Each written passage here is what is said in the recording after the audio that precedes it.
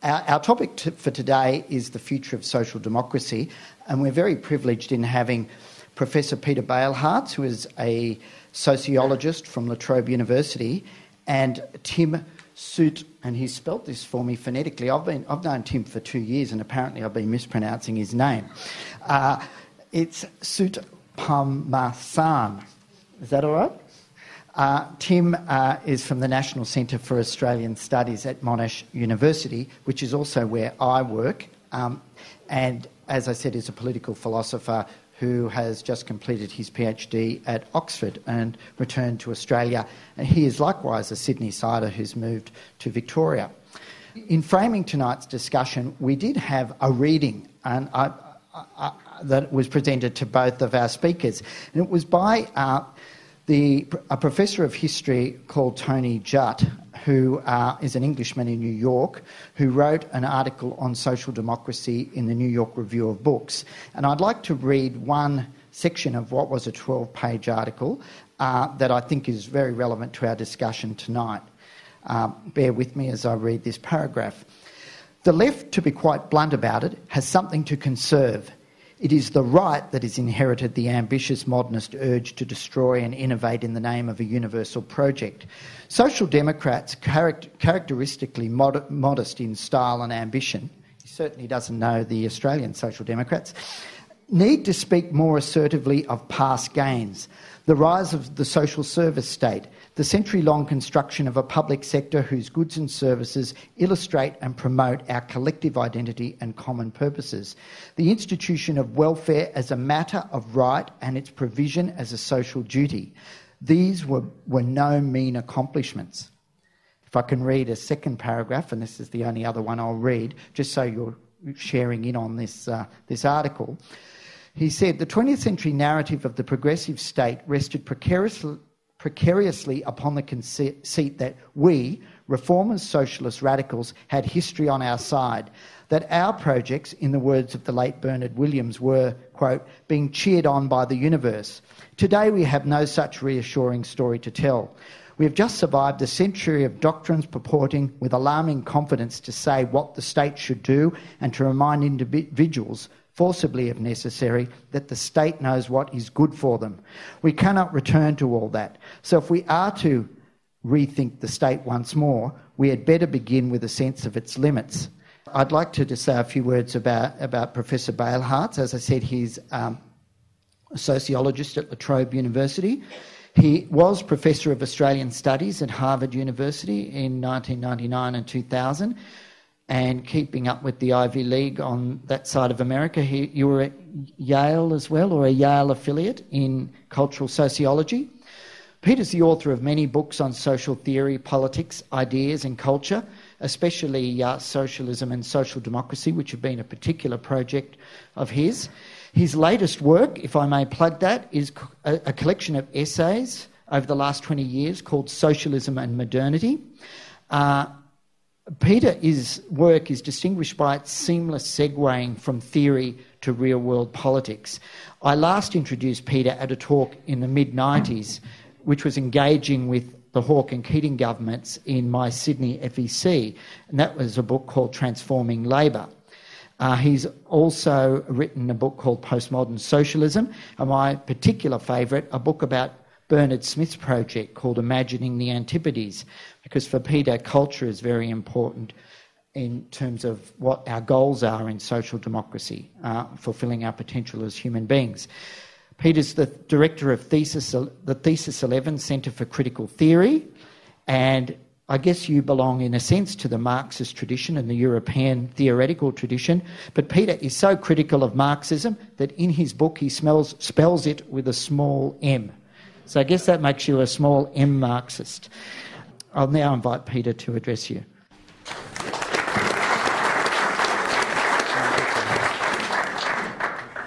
It's always nice to work with the Fabians. Am I speaking sufficiently clearly? Thank you. The Fabian Society is what's left when there's nothing else left. And I actually mean that as a compliment. So, what's left? If you'll indulge me for one nostalgic moment, I just want to tell you a story I can remember about a moment in 1992. It was the 20th anniversary of the election of the Whitlam government. There was a conference held. I think Race was the person who organised it. It was held at a place called the Crown Plaza. This is before the Crown became a casino down on the Yarra. This coincided, as it happened, with the publication of a book I'd written called Labour's Utopias, which had some material about the Fabians in it. Race said to me, being a more sensible man than I, that we should launch it. And I said, sure, who should we get to launch it? And he said, Gough. So I wrote to Gough, who I'd admired at a distance, but never met. I wrote to Gough and asked him, and I was then teaching, as I still do. I was in a class, it's pre-email, so there's no emails, and a person actually came and brought me a note. You know, it was a very serious moment. Said, call Gough Whitlam, with a Sydney phone number, so I did. And Gough was as charming as he can be, and said to me, after we spoke about other things, that he was really sorry, but he couldn't launch my book because he didn't know enough about it. Didn't know enough about Fabianism.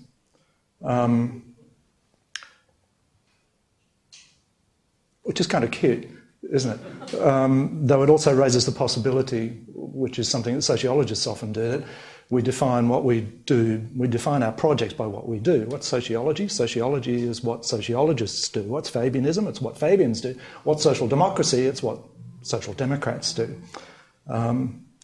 The modesty was impressive. I asked Stuart McIntyre instead to launch it. He did a wonderful job. Gough seemed happy. My children enjoyed the event a great deal because there was a red carpet, which we all presumed was for Gough, but my children presumed it was for them. So they sculled up the red carpet, and there were jokes about the red carpet and its path to social democracy. I suppose the point that Gough was making, apart from impressing me with his modesty, was that Fabianism was something that he viewed as a practice more than a project. Now, I'm not convinced of that. I think Fabianism is a bunch of very serious projects, and I don't buy the conventional wisdom that pragmatic Anglos aren't interested in theory. I think they are. And certainly the argument that I put in my book, Labour's Utopias, was that Fabianism was a series of serious projects. Now, as far as I can tell, Tim's view, to anticipate, is that social democracy, somewhat like this, is a practice looking for a project. The core of social democracy, in his argument, I'll obviously let him speak for himself, is that social democracy is social liberalism, or what historically was called new liberalism, the most eminent analyst historian of which is a man called Michael Frieden. I'm not convinced by this, and forgive me, but I'm not satisfied. My hope would be for something more muscular, though perhaps I'm bound to die disappointed. The question before us, the future of social democracy in Australia, am I still audible? Is that okay? Yeah. Is a recurrent question. We need to keep asking it. It also strikes me, perhaps on occasion, that it's a kind of obsessive, compulsive question. We keep asking this question every 3-5 years. And the answers that we give are often not especially new. So there's a paradox here. Perhaps you'll get something new from Tim, who's got younger and smarter ideas from me. But I'm not going to deliver you a great deal of surprises. My approach to the question of asking about the future of social democracy is to suggest that we need to begin with the past. We need to be clear on where we've come from. And we need to be clear about the use of language. There are different traditions involved in the field that we're talking about, and difference matters, and these traditions matter. So the problem for me in beginning is that social democracy today means everything, and anything that means everything means nothing. You might say that social democracy is a string bag. I guess that's a dead metaphor. You might say it's an umbrella category. You might say it's an omnibus category, all aboard. What this raises is the problem of dilution. What comes to mind for me is a category that my parents would have used. Kinderkaffee. It's coffee that you give to children. It's a combination of milk and water, and it has 2 drops of coffee in it. This is Melbourne. We want espresso. We want something more muscular than Kinderkaffee. Now, Tim's position, if I understand it, is that social democracy means nothing more than liberalism. At least that's his argument in his review of my book. Social democracy means nothing more than liberalism. And my response is, if it's nothing more than liberalism, why not call it liberalism? Why bother with social democracy if the essence of social democracy is liberalism? The implication of this approach is that liberalism is the only language available to us, and that we differ over whether we need more or less regulation, or more or less solidarity. So politics here, to my way of thinking, politics in this view is arithmetical, or at least it's gradational or proportional. The only significant difference between left and right is about more or less regulation, or about more or less commitment to solidarity. Now, like Tony and like all of you here, I'm sure, my sense is that those are very important questions, whether there's more or less regulation or more or less solidarity. But my sense is also that they're internal to the closer compass of electoral politics. They don't have anything obvious that I can see to do with socialism or social democracy in any muscular sense. We're not here talking about freedom or equality, but about solidarity, which has been translated in the last 15 years, I suppose, into the language of inclusion and exclusion. And before too long, the best we can hope for is Blair and Brown, an office for inclusion. Do you all feel included now? If you'll allow me some historical observations, social democracy has a history. The word, the idea, the tradition.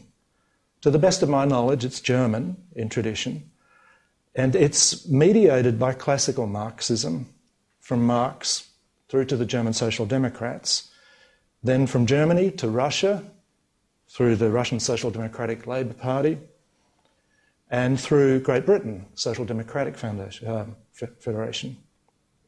Sorry, it's late in the day for me. Then, of course, the experience arcs out through Scandinavia, one of the most important traditions, one which we probably still insufficiently discuss and understand. Important not least because in the 30s the discussion there shifts from talking about social democracy to talking about economic democracy. Not something that's easy for us to do these days, but a very significant opening to talk about economic democracy. The break in this emerging story occurs in 1914. On the 4th of August 1914, the Social Democratic representatives in the German Reichstag vote for war credits, and the Socialist International collapses. Patriotism, in this case, destroys socialist internationalism. And then there's a series of significant dates that you'll know which follow: 1917, 1933, 1945, Attlee. In Australia, the irony is that reformism in this period is driven by new liberals. It's driven by people like Higgins, and in particular, people like Deakin. By the 1960s, social democracy in Europe has become managerial and welfarist, riding on the success of the long boom. Social democracy in this period is often in league with Christian democracy. In Great Britain, there's obviously powerful traditions that are often forgotten: ethical socialism, Christian socialism, Tawney, the extraordinary work of G.D.H. Cole, its important emphasis on associative democracy and so on. Now, this breaks in Australia in the 1970s in what Stuart McIntyre called, in an article we published in Thesis 11, cleverly, the short history of social democracy in Australia. Yeah? The short history of social democracy in Australia, 1972 to 1975. It's that famous moment in which Gough addresses the men and women of Australia in the Bankstown speech. Tim in his book refers to famous lines that we associate with politicians, and I think Tim's favourite, or the one he connects with Gough, is, well, may they say. I think men and women of Australia is a really momentous moment for a momentous speech. It's the moment in which, others will know this much better than me, Bill Hayden writes a Fabian pamphlet called The Dilemmas of Democratic Socialism, and the idea of democratic socialism gets a little mileage. Then into the 80s, there's the period that I've described as the transformation of Labor, in which it now seems pretty clear, though of course we didn't know it at the time, that new Labor is being pioneered in the antipodes, that the experience which is now associated with Blair is actually being tried out on both sides of the Tasman in Australia and New Zealand, especially in New Zealand in its more extreme forms, and earlier in New Zealand than in Australia. Often more interesting things happen in New Zealand before they do in Australia. Finally, in the last few years, the phoenix rises. Mr. Rudd, Obama. The crisis of economic liberalism leads to the revival of social or new liberalism. So modern social democracy, as Tim refers to it, is a liberal reaction to neoliberalism. It's a soft liberal reaction to neoliberalism. But we're still working on the liberal axis, and neoliberalism remains the main game globally. Not necessarily in terms of rhetoric, but in terms of the rules of how the political economy of the world system actually operates. So what's left? In the mid-late 90s, I suggested that perhaps one way to characterise Keating's regime was to call it socially concerned deregulation. What's left is social democracy as a particular interpretation of social justice, which is delivered primarily through the market. But social justice is another omnibus, or umbrella, or string bag, or another cup of Kinderkaffee. It means everything and nothing at the same time. None of this should be surprising. I don't think this is a story to be told in jaundice. Roberto Michels, the primary political sociologist of political parties, explained this in a book he wrote called Political Parties in 1912. This is a story about what happens when political projects and social movements become institutionalised. This was the argument that I put in Transforming Labor, that the Labor Party shifts from the party of a social movement to become the party of the state. Or as Tony Judt then puts it, social democracy becomes the prose of contemporary European politics. And we Anglos look on with envy, as we always have at Europe, and we want more. But what this means is that social democracy is no longer a radical politics, it's a European cultural tradition and sensibility. But wait, this reminds us there's a missing category here too, and that's the category of labourism. There's another category which was mooted in the middle 70s, which disappeared, which might be worth having another go at too. That was technocratic labourism. A tradition where the constituent is not the citizen but the worker, and which is the powerful partner of social liberalism, which, however, lives outside of the tradition of the labour movement. So maybe what we now face is a labourist tradition with a social democratic twist. A social democracy becomes managerialised, and the constituent is less the citizen even than the elector, or the marginal elector. What would it then take for there to be something like a more muscular social democratic politics in Australia? I'm afraid, folks, it would take a lot. And this is the list of 6 or so things that come to mind for me. What would it take for there to be something like a more muscular social democratic politics in Australia? It would take a project. That's an old-fashioned idea, but it would take a project and a leader. We have a leader. I'm not sure that we have a project. It would take ideas and a lot of work on ideas. It would take a lot of argument about norms and values. It would take policies, and it would take a policy raft. It would take carriers. It would need a movement or movements to carry this kind of project. It would need significant public support. It would probably, I guess, need something like a middle-class, working-class alliance of optimism rather than fear, which is one way to understand what happened in 1972. It would take a significant shift in values. I'll talk more about this in a moment. It would take a revival, and here I agree with Tony, it would also take some kind of reconstruction, some kind of radicalisation of the state tradition in Australia. It would take the radicalisation of civil society in Australia. And by the way, in this company, I can't help but make the observation that in Melbourne, one of the best things that's happened in civil society in the last several years is slow TV, which is a matter of projecting public life into private spheres. Now, this latter, the question of civil society, radicalising civil society, I think is a really fundamental problem. Not least because after the GFC, remember the GFC? We're back to business as usual. It's as though nothing happened.